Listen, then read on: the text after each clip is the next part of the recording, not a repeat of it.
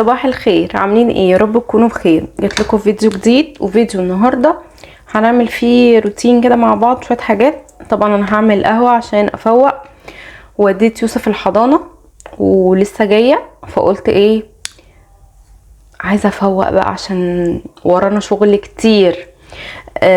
عارفه ان انا مهمله في القناه قوي الفتره اللي فاتت، ومحتاجه ان انا اظبط الدنيا. اوعدكم ان انا هنزل فيديوهات على طول. المهم كنت هقول لكم ايه، قولوا لي انتوا عاملين ايه وانا بعمل قهوه كده، بنتكلم مع بعض. قولوا لي انتوا عاملين ايه ودنيتكم عامله ايه واخبار الامتحانات ايه اللي داخله عليكم مش عليا، انا لسه الحمد لله يعني كلها سنه ان شاء الله. قولوا لي انتوا عاملين ايه والدنيا معاكم عامله ايه، واخبار الولاد ايه في المذاكره والامتحانات وكده. يا رب يا رب يا رب يا رب تقدروا تخلصوا دنيتكم على طول وتقدروا تظبطوا نفسكم، عشان انا عارفه ان اجازه العيد كانت طويله قوي والولاد بقى كانوا فرحانين بالاجازه وبتاع، ومحدش فتح كتاب. فان شاء الله بامر الله بامر الله تقدروا تلموا المنهج وتقدروا تلموا الحاجات اللي باقيه لكم، وينجح كل الولاد ان شاء الله بامر الله. دلوقتي انا هعمل القهوه، وبعدين هدخل اعمل الاوضه بتاعتي عشان في حاله يرثى لها. فيلا بينا نشوف هنعمل ايه. يلا. والقهوه بتتعمل كده. تعالوا نتكلم في حاجه.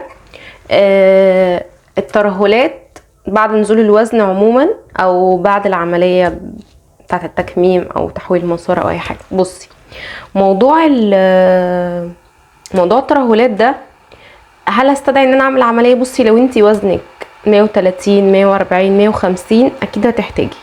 لو انتي تحت ال100 يعني مثلا 100 105 110 اعتقد مش هتحتاجي، لان انا نفسي ما احتاجتش.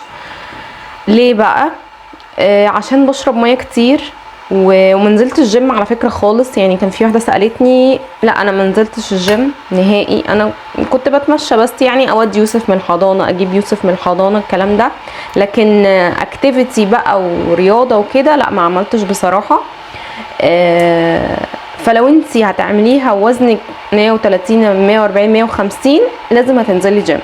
ليه؟ لان انتي لو انتي عندك امكانيه ان انتي تعملي العمليه، سواء شد الجلد او الكلام ده، اوكي. ما عندكيش امكانيه، بصي هيبقى في نسبه ترهل طبعا، بس في نفس الوقت مش هتبقى اوفر لو انتي منزلتيش جيم، فاهماني؟ فلازم يبقى الجيم في خطتك لو انتي وزنك كبير. لو انتي وزنك عادي قليل 100 105 110 لا اعتقد مش هتحتاجي، لان انا ما احتاجتش. انا بقول لكم كنت بمشي بس رايح جاي، وكمان يعني تقريبا كده تقديري يعني كنت بمشي اقل من نص ساعه، لان الحضانه قريبه قوي من البيت.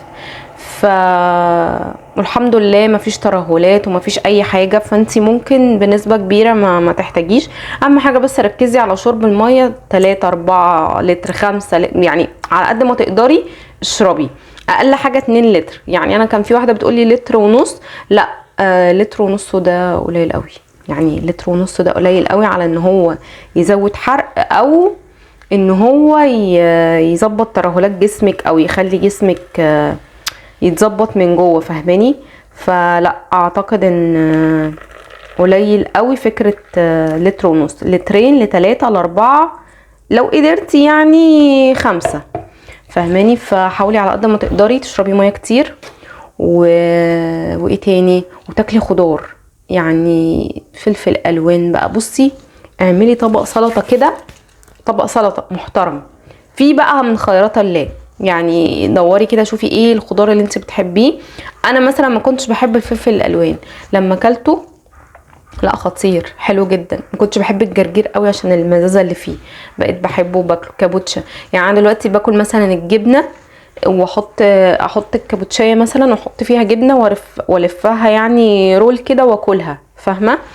الخيار، باكل خيار بالجبنه. انا العيش خلاص ما بقاش موجود في حساباتي، فاهمين؟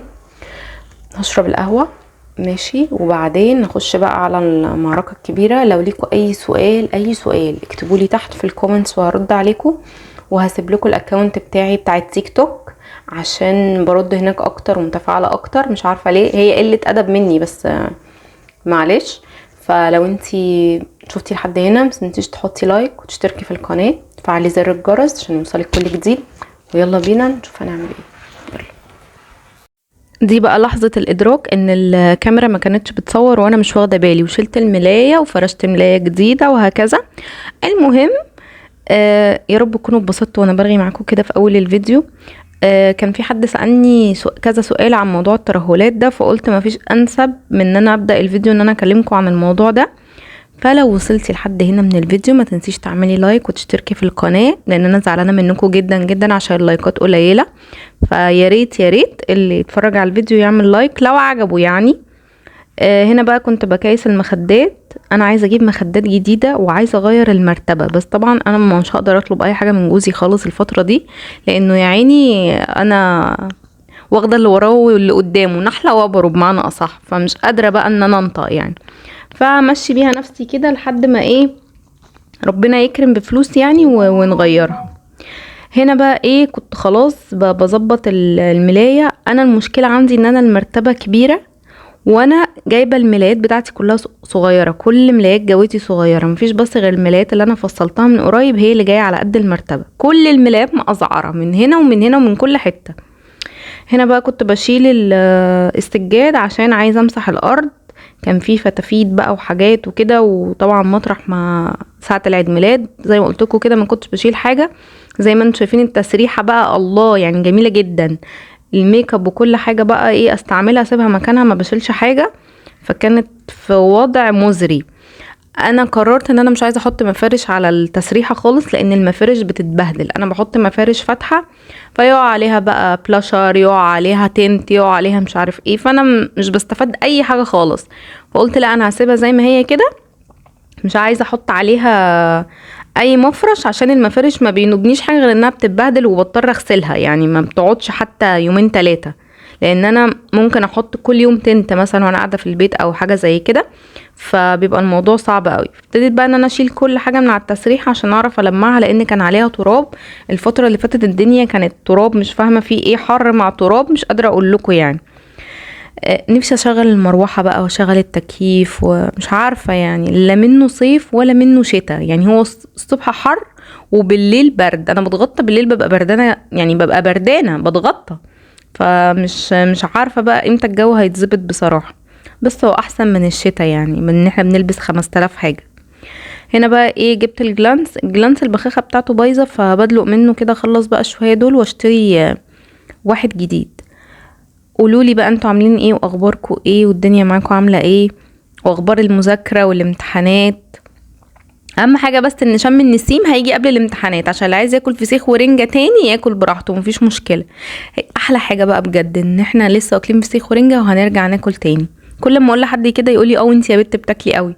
يا جماعه والله باكل، انا بحب اكله الفسيخ والرنجه بطريقه فظيعه، بس ما باكلش منهم قوي طبعا يعني. مع ان انا عادي ممكن اكل، لان انا كده كده اصلا خلاص وصلت للمثالي وتحت المثالي كمان فبثبت، فممكن اكل بقى براحتي يعني، ادخل العيش ادخل المكرونه الرز الحاجات دي. هنا بقى لمعت وايه وبرجع الحاجه تاني مكانها، بحاول اغير في شكل الحاجه عشان ما ازهقش يعني، اجيبهم من هنا شويه اجيبهم هنا شويه. بحب اعمل كده عشان ما احسش بملل يعني. انا من النوع اللي لما مثلا انقل حاجه من مكانها كده انا غيرت، فاحس ان نفسيتي مرتاحه يعني. عايزه بقى اجرد كل الحاجه اللي على التسريحه دي، اشوف ايه اللي بستعمله وايه اللي ما بستعملوش. بس انا النهارده ما كنتش قادره بصراحه، كنت عايزه انجز لان كان ورايا كذا حاجه وكنت نازله فلا يعني قلت لا هبقى اجردهم بس مش دلوقتي. طبعا يوسف رجع الحضانه ورجع الحضانه مش طايق الحضانه ومش عايز ينزل الحضانه. عمو بتاع ربابيك يا مساء الخير، لازم وانا بسجل الفيديو مش عايز يرجع الحضانه. مش عارفه انتوا كل الولاد عندكم كده ولا يوسف بس مش عايز يرجع الحضانه؟ تقريبا خد على الانتخه، لان انا تقريبا طول شهر رمضان ما نزلتوش خالص الحضانه، قاعده في البيت، مع اني عادي كنت دافعه الشهر يعني، بس قلت خلاص مش مشكله خليه قاعد. فواضح ان هو خد على الانتخه مش عايز ينزل الحضانه. مش عارفه كل يوم بينزل بالعياط، حتى لما بيروح الحضانه عياط هناك، ف مش عارفه اعمل ايه بصراحه. فلو عندكم حل قولولي ممكن اعمل ايه معاه، لان الموضوع مضايقني جدا ومش عايزه اغير الحضانه، لان هو الحضانه دي هو فيها من وهو عنده 1 سنة و8 شهور، يعني هو معاهم بقاله كتير جدا. فمش عارفه اعمل ايه. قولولي انتوا اعمل ايه، اقترحوا عليا اغير الحضانه ولا اعمل ايه، خصوصا ان يوسف قدامه سنه. يعني انا السنه دي بالنسبه لي مهمه جدا في التاسيس عموما، عشان KG1. واللي انا فهمته بقى من الامهات صحابي يعني ان KG1 منهج، ما بقتش بقى ايه اتعلم الكتابة واتعلم مش عارف ايه، هو اوريدي لازم يدخل متعلم كل حاجة. ف فالله المستعان. يعني السنة دي بالنسبة لي مهمة جدا في كل حاجة، فان شاء الله ان شاء الله اقدر ادخله يعني KG1 وهو دنيته تمام. هنا بقى جبت المقشة وابتديت ان انا ايه اكنس كل الحاجات اللي وقعت من السجادة. معرفش ايه كل الحاجات اللي كانت في السجادة دي، لب بقى وحاجات كده. اللب انتشر في الشقة كلها، تاكل لب في مكان ينتشر في جميع انحاء الشقة، مش فاهمة في ايه. دخلت بقى اجيب الجاروف. طبعا جوزي من ساعة لما كنا بنبيض كسر لي ايد الجاروف وقال لي هجيب لك واحد تاني. طبعا كلنا عارفين هيجيب واحد تاني كمان 6-7 سنين ان شاء الله، عشان انا ما اشتريتش، بس عشان ما اهتمتش بالموضوع. هنا بقى جبت الموب وبدأت ايه ان انا ألمع الارض كده. زي ما قلت لكم هي كان فيها تراب، يعني مطرح ما كنت فاتحه الشباك وبهوي وكده. طبعا انا اول ما جيت اروق رحت فاتحه الشباك عشان ايه يهوي الاوضه وكده، وبعد ما اخلص هقفله يعني. فطبعا التراب كان مالي الاوضه، فايه قلت امسح برضو.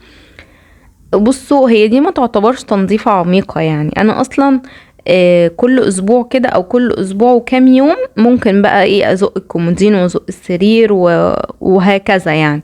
لكن دي عادي، ليه دي تعتبر من على الوش. فكرة ان انا بشيل السجاد، انا بشيل السجاد عشان انا ببقى حاسة ان السجاد فيه حاجة، والسجاد ده عشان شاك شويه مش قوي، فبيحوش جواه حاجات، فالمكنسه ساعات ما بتشفطش كل حاجه، فببقى عايزه اشيل. فبالمره بما اني هشيل بقى فلمع الارض كمان ايه بدل ما لمع الفواصل والكلام ده، فبستسهل يعني صراحه.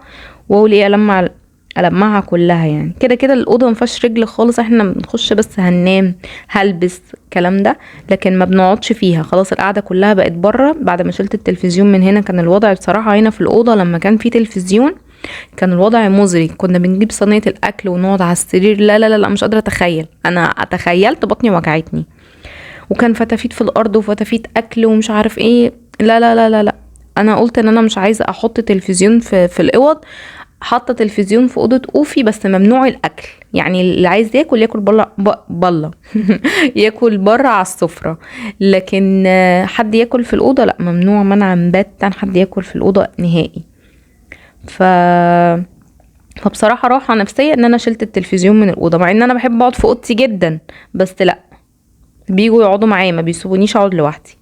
هنا بقى كانت الارض نشفت وقلت بقى ايه ان انا ارجع السجاد تاني زي ما كان. وانا بفرشها بقى لقيت ايه في مناديل، حته منديل كده طالعه من السجاده، فقلت ازاي دي ما اتنفضتش مع اللي اتنفضوا يعني.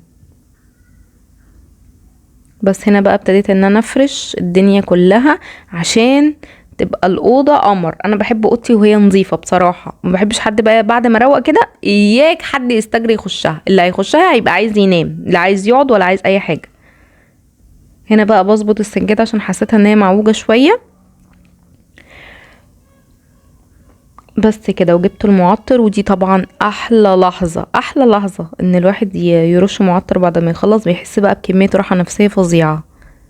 هنا بقى كنت خلاص خلصت. قولولي شكل المرايه هنا احلى ولا لما كانت هناك؟ انا بقى انتوا عارفين بحب اغير وكده، فساعه العيد جبت المرايه هنا وحطيت الكومودينو هناك. قولولي بقى ايه رايكم. بس ده كان فيديو النهارده، يا رب يكون عجبكم.